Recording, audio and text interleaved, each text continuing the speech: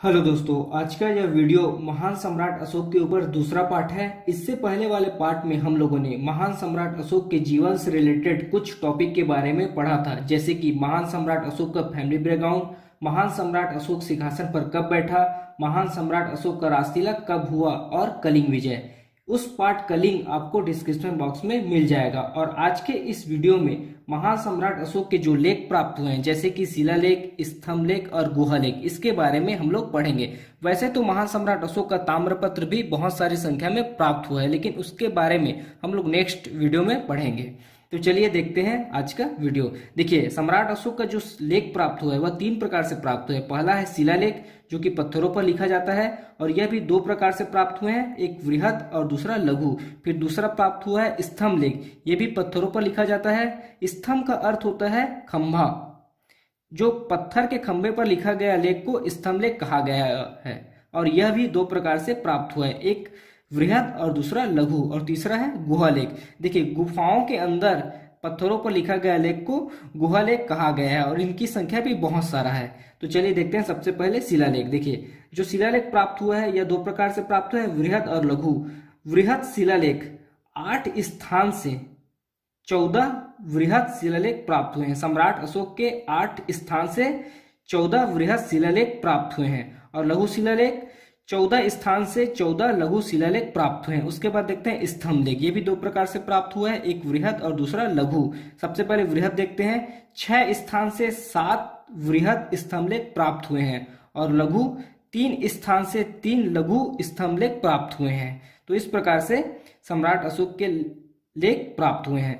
इस पार्ट में हम लोग महान सम्राट अशोक के जो वृहद शिलालेख प्राप्त हुए हैं उसके बारे में पढ़ेंगे कि किस स्थान से शिलालेख प्राप्त हुआ है और उस शिलालेख में क्या कहा गया है। देखिए, यह है भारत का मैप, और भारत के मैप में ये वाला एरिया है हम लोगों का पाकिस्तान, और पाकिस्तान से 2 वृहद शिलालेख प्राप्त हुए हैं। सम्राट अशोक के 2 वृहद शिलालेख प्राप्त हुए हैं। पहला प्राप्त हुआ है पाकिस्तान के शाहबाजी से, और इस शिलालेख में सम्राट अशोक ने पशु बलि की निंदा की है। और दूसरा शिलालेख पाकिस्तान के मानसेहरा से प्राप्त हुआ है, और इस शिलालेख में, इस वृहद शिलालेख में सम्राट अशोक ने मनुष्य एवं पशुओं के लिए चिकित्सा व्यवस्था की बात बताई है। जो सम्राट अशोक के द्वारा मनुष्य एवं पशुओं के लिए चिकित्सा व्यवस्था किया गया था उसके बारे में इस वृहद शिलालेख में बताया गया है। फिर तीसरा शिलालेख भारत के उत्तराखंड के कालसी से प्राप्त हुआ है, और इस शिलालेख में राजकीय अधिकारियों की 5 वर्ष में अनुसंधान के बारे में बताया गया है। जो राजकीय अधिकारी होते थे उनके 5 वर्ष में अनुसंधान होता था, उनके वेतन से संबंधित, उनके पद से संबंधित, उन्हीं के बारे में कालसी के शिलालेख में बताया गया है। फिर चौथा शिलालेख गुजरात के गिरनार से प्राप्त हुआ है, चौथा और 5वां शिलालेख। और चौथा शिलालेख में धम्म नीति के बारे में बताया गया है, और 5वां वृहद शिलालेख में धम्म नियुक्ति के बारे में बताया गया है। आपने हमारा पिछला पार्ट देखा होगा सम्राट अशोक में, तो उसमें मैंने धम्म के बारे में बताया था। आप वह पार्ट देख लीजिए, धम्म में क्या होता है, धम्म में नियुक्ति क्या होती है, उसके बारे में आपको समझ में आ जाएगा। तो चौथा और 5वां शिलालेख में सम्राट अशोक ने धम्म नीति और धम्म अधिकारियों की नियुक्ति के बारे में बताया है। और 6वां शिलालेख उड़ीसा के धौली से प्राप्त हुआ है। यहाँ पर 6वां, 7वां और 8वां 3 शिलालेख प्राप्त हुए हैं उड़ीसा के धौली से। 6वां शिलालेख में सम्राट अशोक ने आत्मनियंत्रण के बारे में बताया है, और 7वां और 8वां शिलालेख से सम्राट अशोक ने तीर्थ यात्राओं का उल्लेख किया है। और 9वां शिलालेख हम लोगों को तेलंगाना के एर्रागुडी से प्राप्त हुआ है। 9वां और 12वां शिलालेख, यहाँ पर सम्राट अशोक ने शादी पर होने वाले फिजूल खर्चे, शादी एवं जन्म पर होने वाले फिजूल खर्चे की निंदा की है। उसके बाद 9वां के बाद 10वां और 11वां शिलालेख महाराष्ट्र के सोपारा से प्राप्त हुआ है। और इस शिलालेख में, 10वां शिलालेख में सम्राट अशोक ने धम्म विजय के बारे में बताया है, और 11वां शिलालेख में धम्म व्यवस्था के बारे में बताया है। फिर 12वां शिलालेख तेलंगाना के एर्रागुडी से प्राप्त हुआ है, और 12वां शिलालेख में सम्राट अशोक ने लोगों के बीच धार्मिक सद्भावना के बारे में बताया है। उसके बाद 13 और 14वां शिलालेख उड़ीसा के जौगढ़ से प्राप्त हुआ है।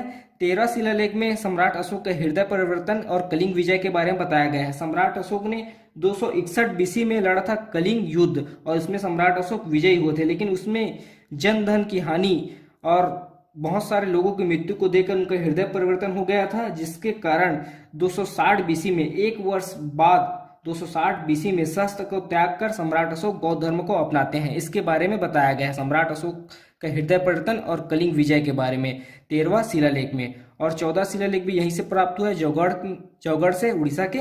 और इसमें बताया गया है कि हर व्यक्ति को धार्मिक होना चाहिए। 14वां शिलालेख से बताया गया है कि हर व्यक्ति को धार्मिक होना चाहिए। तो इस पार्ट में हम लोगों ने सम्राट अशोक के जो लेख प्राप्त हुए हैं, शिलालेख, स्तंभलेख, गुहालेख की संख्या के बारे में पढ़ा।